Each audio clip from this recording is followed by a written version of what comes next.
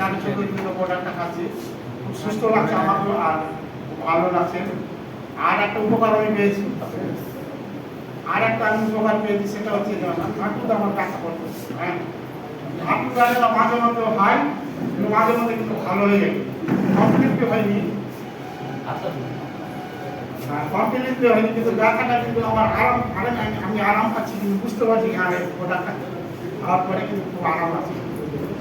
আর এরকম একটু মানে আমি বাড়িতে বসে বসে থাকতাম কিনা, লেজু ভাবটা চলেছিল, অলস ভাবটা চলেছিল, তো প্রোডাক্টটা খাওয়ার পরে কিন্তু অলস ভাবটা আমি ফুটিও লাগছে আমার।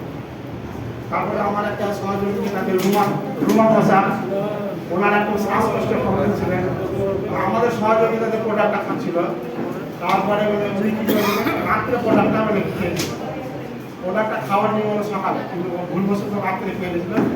যে শ্বাসকষ্টটা ছিল, শ্বাসকষ্টটা কিন্তু হাই হয়ে যাবে, বেড়ে যাওয়ার কারণে ও কিন্তু খুব বড় প্রবলেম হয়ে যায়। আমরা বললাম তুমি এভাবে করো, তোমার ঠিক হয়ে যাবে। তারপরে স্যারের সঙ্গে আমরা যোগাযোগ করলাম, স্যার আমার পরামর্শ দিল, স্যার মানে রুটিনটা চেঞ্জ করে দিল, যেটা রাত্রের ডোজ ছিল সেটা ডোজটা করে দিল সকালে। তো সকাল থেকে মানে এখন ডোজটা খাচ্ছে, ডোজটা খাওয়ার পরে তুমি এখন খুব সুস্থ আছে। আগামী দিনে মানে কি আমরা এই প্রোডাক্টটা নিয়ে ভালো একটা লড়াই করতে পারবো, এটা আমার আশা আছে।